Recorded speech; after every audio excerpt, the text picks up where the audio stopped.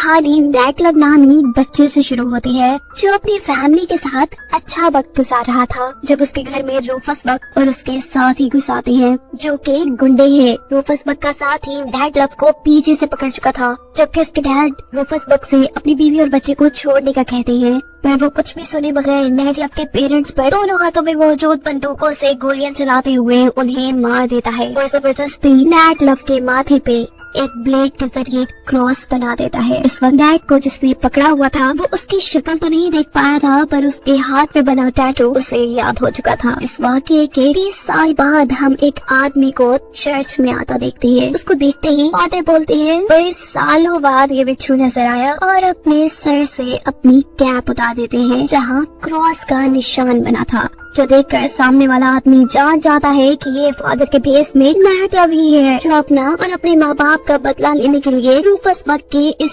साथी तक उसके हाथ पे बने टैटू के जरिए पहुंच चुका था जिसका उसने चेहरा तक नहीं देखा था। यानी सच में कुछ तो बात थी इस नाइट में।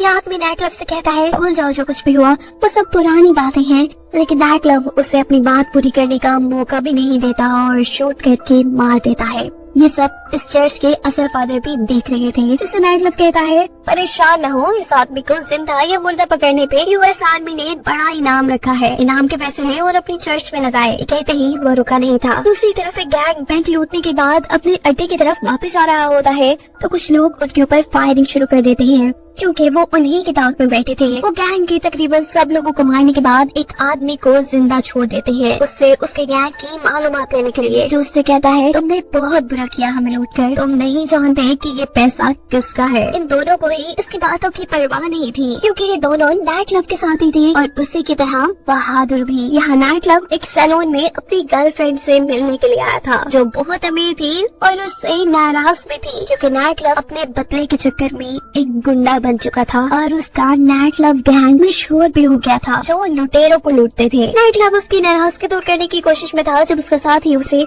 एक जरूरी काम के लिए बुलाने आ जाता है और नाइट क्लब को उस गैंग के जिंदा बचे आदमी से मिलवाता है जिन्हें सुबह में उन्होंने लूटा था, जो उससे कहता है नाइट क्लब तुमने सच में बहुत बुरा किया हमें लूट के, तुम मुसीबत में पड़ोगे क्योंकि हमारी लूट का पैसा रूफस बक का था जो जल्द ही जेल से छूटने वाला है। ये देखना वो अपने पैसे के लिए तुम्हारा क्या हाल करता है। नाइट उस आदमी की सारी बातें सुनने के बाद जिंदा उस आदमी को वहाँ से भेज देता है और नेक्स्ट सीन में हमें चलती ट्रेन को दिखाया जाता है जिसको रोकने के लिए उसके सामने घोड़े पे एक लड़की खड़ी थी। उसे देखकर आर्मी की ये ट्रेन एकदम से रुकती है और गैंग के बहुत सारे लोग उसके अंदर जाकर यूएस आर्मी के लोगों को बंदी बना लेते हैं और फिर घोड़ी वाली लड़की बड़ी स्टाइल से एक पेपर जर्नल को दिखाते हुए कहती है जर्नल क्या तुम जानते हो ये क्या है? ये पेपर एक गवर्नमेंट ऑर्डर है और बहुत ही अहम है क्योंकि इसमें रूफस बक की रिहाई है और साथ ही इसमें लिखा है कि रूफस बक गैंग के सारे क्रिमिनल रिकॉर्ड्स खत्म कर दिए गए हैं, इसलिए आज से हम आजाद है। यहाँ तक कि हमें तो तुम्हें मारने तक के पैसे दिए गए हैं क्योंकि हमें पता चला है कि तुम बहुत ही ज्यादा करप्ट हो, तुमने चंद सिक्कों के लिए एक शहर को तबाह कर दिया। असल में ये पूरा गैंग रूफस बक का ही था जो जानता था कि इस ट्रेन में रूफस बक को कहीं और लेकर जाया जा रहा है। ये सब उसे आजाद करवाने के बाद सभी सोल्जर्स को मारकर अपने घोड़ों पर बैठकर रेडवुड सिटी के लिए निकल जाते हैं जो पहले रूफस बक का अड्डा हुआ करती थी, पर उसके जेल जाने के बाद उसका ही एक आदमी रेडवुड सिटी का मेयर बन चुका था जो इस शहर से बहुत पैसे कमा चुका था। रूफस बक उसे अच्छा खासा पीटने के बाद कहता है चलो शराफत से यहाँ से निकल जाओ वरना मारे जाओगे। जबकि दूसरी तरफ नाइट क्लब के पीछे यूएस मार्शल आते हैं जो उसे कहते हैं सुना है बड़ा पैसा कमा रहे हो आजकल। नाइट क्लब जवाब देता है अरे नहीं मैं तो बस लुटेरों को लूटता हूँ, जो मिल जाए रख लेता हूँ, कभी मैंने बैंक नहीं लूटा, मैं अच्छा आदमी हूँ। ये कहने के बाद यूएस मार्शल उसे कहते हैं तुम जानते हो कि रूफस बक आजाद हो चुका है, मैंने तो सोच रखा था कि उसके आजाद होने के बाद मैं उससे बदला जरूर लूंगा, पर क्या करूं उसके सभी गुनाह गवर्नमेंट की तरफ से माफ कर दिए गए हैं। ये बताने के बाद वो नाइट क्लब को भी गिरफ्तार कर लेता है उसके बुरे कामों के लिए और हम देखते हैं कि आधे रास्ते में जाकर मार्शल ने उसे आजाद कर दिया था क्योंकि यूएस मार्शल को उसकी जरूरत थी। वो रूफस बक से नफरत करते थे और उन्होंने इससे पहले अकेले ही उसे पकड़कर गिरफ्तार किया था और अब वो अपना बदला लेना चाहते थे पर खुद पोजीशन पे होने की वजह से वो ये नहीं कर सकते थे और ऐसे में उन्हें नैट लव की जरूरत थी। अभी ये लोग बातें ही कर रहे थे कि यहाँ पर नैट की गर्लफ्रेंड के साथ उसके गैंग के भी लोग आ जाते हैं। उसकी गर्लफ्रेंड उसे कहती है, तुम्हें क्या लगा था कि मुझे ये सारा ड्रामा समझ नहीं आएगा? नैट जवाब में कहता है कि रूफस बहुत ही खतरनाक आदमी है, मैं नहीं चाहता कि मेरे जाती बदले की वजह से तुम सबकी जान खतरे में आ जाए। वो अपने गैंग के लोगों से कहता है कि जो तुमने पैसे लूटे हैं जाओ जाकर उस पे अयाशी करो, और अपनी गर्लफ्रेंड से कहता है तुम अपना ख्याल रखना, मैं जल्दी वापस आऊंगा। लेकिन कोई उसकी बात मानने को तैयार नहीं था, क्योंकि सबका इरादा उसके साथ उसके मिशन पे जाने का था, जिसके लिए ये लोग रूफस के शहर यानी रेडवुड सिटी के लिए निकल जाते हैं, जहाँ रूफस बक और उसके साथी अभी ये बातें कर रही हैं कि ये जगह दोबारा से उनके लिए जन्नत बन सकती है, पर इसके लिए उन्हें बहुत सा पैसा चाहिए, जो पैसा रूफस बक का गद्दार साथी इस शहर का मेयर खा चुका है। और रूफस के पास तो पैसा इकट्ठा करने का एक और भी प्लान था। दिखाया जाता है कि रूफस की साथी सारे शहर वालों को इकट्ठा करती है और बताती है कि उनके पास खबर आई है कि इस शहर को गवर्नमेंट हाथ आने वाली है और ये शहर बड़े से बिल्डर्स को बेच दिया जाएगा, जिसकी वजह से यहाँ के लोगों के घर भी खत्म हो जाएंगे। अगर सब लोगों को अपने घर बचाने हैं तो उन्हें $50,000 जमा करने होंगे और रूफस बक उनकी मदद करेगा। जवाब में यहाँ के लोग कहते हैं कि पहली बात तो हम इतने पैसे इकट्ठे नहीं कर पाएंगे, और दूसरी बात ये कि हम रूफस बक जैसे बुरे आदमी पर एतबार कैसे करें। जो सुनते ही रूफस बक बोल पड़ता है कि ये शहर मैंने सिर्फ अपने लिए नहीं बनाया, ये हम सबका शहर है और इसकी तरक्की के लिए सबको मेहनत करनी होगी। मैं नहीं जानता, जा पैसे से $50,000 जमा करके लाओ, नहीं तो मैं तुम सबको तुम्हारे घरों में घुस घुस कर मार दूंगा। सीन कट होकर दोबारा नेट के गैंग की तरफ शिफ्ट होता है, जहाँ रेडवुड के रास्ते में उन्हें रेडवुड का मेयर मिला है, जिसे रूफस उसके शहर से ही निकाल चुका था, जो उन्हें बताता है कि रूफस बक अपने रेडवुड शहर को गवर्नमेंट से बचाना चाहता है और इसके लिए उसे बहुत से पैसों की जरूरत है, जिन्हें वो इकट्ठा करने में लगा हुआ है। यही नैट की गर्लफ्रेंड उससे कहती है कि तुम्हारा गैंग बहुत मशहूर है और सब तुम्हें जानते हैं, तुम्हारे रेडवुड सिटी जाते ही तुम लोगों को शूट कर दिया जाएगा, इसलिए मैंने फैसला किया है कि पहले रेडवुड सिटी मैं जाऊंगी और वहाँ से रूफस गैंग की सारी इंफॉर्मेशन तुम्हारे पास लेकर आऊंगी। नैट के मना करने पर वो कहती है कि सभी जानते हैं कि मेरे पास बहुत पैसा है और मैं सैलून की एक पूरी चेन चलाती हूँ, और देखो रूफस को पैसों की जरूरत है, मैं रूफस की साथी से उसका सैलून खरीदने की बात करूंगी और ऐसे कोई मेरे पे शक भी नहीं करेगा। इन सारी बातों के बाद नैट इस लड़की को शादी के लिए प्रपोज करता है, लेकिन वो इनकार करके फौरन ही रेडवुड सिटी के लिए निकल जाती है, जहाँ उसे रूफस के सामने लाया जाता है और रूफस से कहती है कि मैं जानती हूँ तुम्हें पैसों की जरूरत है और मैं ये सैलून खरीदना चाहती हूँ। रूफस जवाब में कहता है कि हाँ मैं तुम्हें जानता हूँ, तुम बहुत पैसे वाले हो, लेकिन मैं अपने आप को भी जानता हूँ, मेरा नाम रूफस बक है और मेरे नाम से सब लोग कांपते हैं। एक अकेली लड़की का मेरे अड्डे पे ऐसे आ जाना कोई इत्तेफाक नहीं हो सकता। ये बात मैं शोर्टी से कह सकता हूँ कि तुम्हारे यहाँ आने के पीछे कोई खास वजह है। ये कहते ही उसे बंदी बना लिया जाता है और ये हुक्म दिया जाता है कि अगर कोई सुबह तक उसे लेने ना आया तो उसे मार दिया जाएगा। दूसरी तरफ नैट की गर्लफ्रेंड जब अपने वादे के मुताबिक अपने साथियों के पास सुबह होने से पहले नहीं पहुंचती, तो इनको भी अंदाजा हो जाता है कि वो खतरे में है, जिसकी जान बचाने के लिए ये सब रेडवुड सिटी पहुंच जाते हैं। नैट को देखते ही नैट और उसकी गर्लफ्रेंड दोनों को ही बंदी बना लिया जाता है।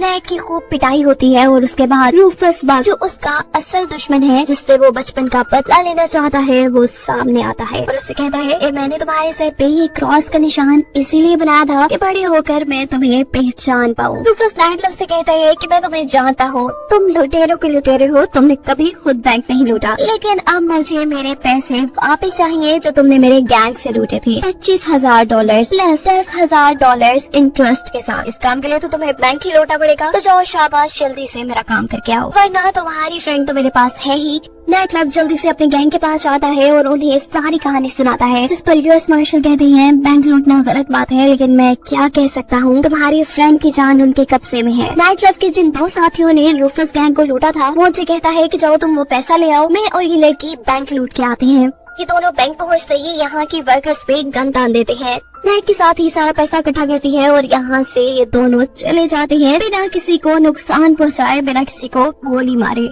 नैट का पूरा गैंग अब पैसों के साथ इकट्ठा होता है और यूएस मार्शल नैट से कहते हैं मैं रूफस को बहुत अच्छे से जानता हूँ, ये पैसे लेने के बाद भी वो तुम्हारी गर्लफ्रेंड को ऐसे नहीं छोड़ेगा। ये लोग अभी इसी सोच में थे कि आखिर क्या किया जाए, जब रेडवुड सिटी का मेयर उनके पास आता है और उनसे कहता है कि अगर तुम रूफस के खिलाफ जंग का सोच रहे हो तो मैं भी तुम्हारे साथ हूँ और मैं तुम्हारे लिए गिफ्ट भी लेके आया हूँ। जो गिफ्ट थे बहुत से वेपन्स। वो इनसे कहता है कि रेडवुड सिटी हमेशा से मेरा था और मैं उसे पाने के लिए कुछ भी कर सकता हूँ। ये लोग रेडवुड सिटी के लिए निकल जाते हैं और गैरेज को यूएस मार्शल खुद चला रहे थे, क्योंकि उन्हें कोई भी गुंडा आसानी से नहीं मार सकता था। सभी जानते थे कि उनको मारने पर यूएस आर्मी उनके पीछे पड़ जाएगी। रूफस की गैंग के कुछ आदमी मार्शल के पास आते हैं, जिनसे मार्शल कहता है कि मैं रूफस से एक डील करने के लिए आया हूँ। उनके ऐसा कहते ही मार्शल के गैरेज में एक बड़ा सा ब्लास्ट होता है। रूफस के 4 आदमी मारे जाते हैं और शहर के सभी लोग इस धमाके से डरकर यहाँ से भाग जाते हैं। रास्ता साफ होने के बाद यहाँ पर नाइट क्लब अपने गैंग के साथ एक और गैरेज में आता है। इस गैरेज में वो सारा पैसा भी है और बहुत से डायनामाइट्स, जिससे ये लोग कुछ भी तबाह कर सकते हैं। नाइट क्लब रूफस से कहता है कि पहले मेरी गर्लफ्रेंड को छोड़ो और फिर जो तुम चाहोगे वैसा ही होगा। पर उसके बाद ना मानते हुए रूफस का एक आदमी उसके ऊपर गन तान देता है। ऐसा करते देखकर नाइट का आदमी भी रूफस के आदमी के ऊपर गन तान देता है। उसे ऐसा करते देख रूफस का आदमी उसे ही मार देता है। यानी नाइट का एक आदमी मर, जिसके जवाब में यहाँ पे एक छोटी सी जंग छिड़ जाती है। ये सब लोग एक दूसरे के ऊपर धड़ाधड़ गोलियां बरसा रहे थे। नाइट भी घोड़े के ऊपर बैठा हुआ गोलियां चलाते हुए रूफस के बहुत से आदमियों को मार चुका था। जिसके बाद नाइट की गर्लफ्रेंड और रूफस के साथी के दरमियान में हमें एक फाइट दिखाई जाती है। वैसे तो नाइट की गर्लफ्रेंड को ही ज्यादा मार पड़ रही थी, लेकिन एक पॉइंट ऐसा आता है जहाँ पर आखिर वो रूफस के साथी को हरा ही देती है। यहाँ जब रेडवुड सिटी का मेयर रूफस को बम से उड़ाने के लिए उसके पास जाता है, तो उससे पहले ही रूफस उसे ये कहते हुए मार देता है, मैं तो हमेशा से ये जानता था कि तुम धोखेबाज हो। फाइनली अब रूफस और नाइट लव का सामना हो जाता है। वैसे तो इन्हें हमने सामने आकर लड़ना ही चाहिए, लेकिन यहाँ रूफस नाइट लव को अपनी जिंदगी की कहानी सुनाना शुरू करता है। जब वो छोटा था तो उसके डैड एक बहुत बुरे इंसान थे, गैंग लुटेरे थे और उसकी माँ को बहुत ज्यादा मारा करते थे, साथ में उसे भी। एक दिन जब रूफस के डैड उसकी पिटाई कर रहे थे तो उसकी माँ ने उसको बचाने की कोशिश की। उससे में रूफस के डैड ने उसकी माँ को उसकी आंखों के सामने ही कत्ल कर दिया और रूफस को भी छोड़कर चले गए।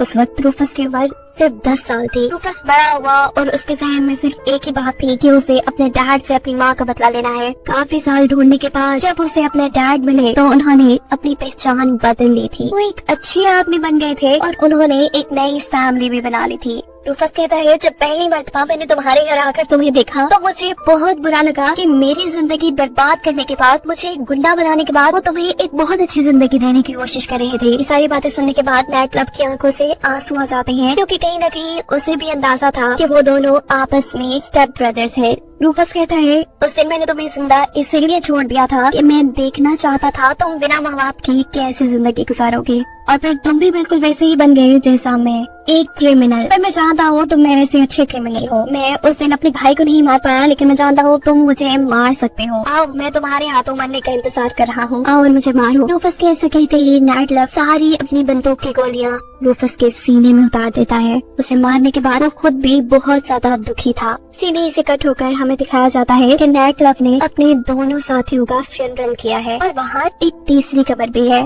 जो नाइट लव की थी। इसलिए नहीं कि वो खुद भी मर गया था, बल्कि इसलिए कि उसने पुराने नाइट लव को मार दिया था और अब वो अपना बदला पूरा करने के बाद एक नई और एक अच्छी जिंदगी गुजारना चाहता था अपनी लाइफ पार्टनर के साथ। और यही सब दिखाते हुए ये कहानी यहाँ खत्म हो जाती है।